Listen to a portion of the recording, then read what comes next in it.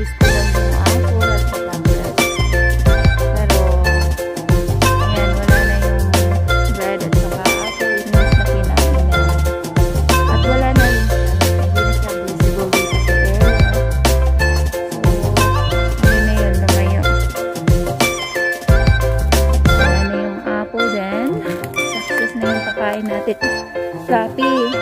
Tapos mamaya, pagbaba natin, tapos nandun si Sir Jumat, wala na naman tayo maibigay.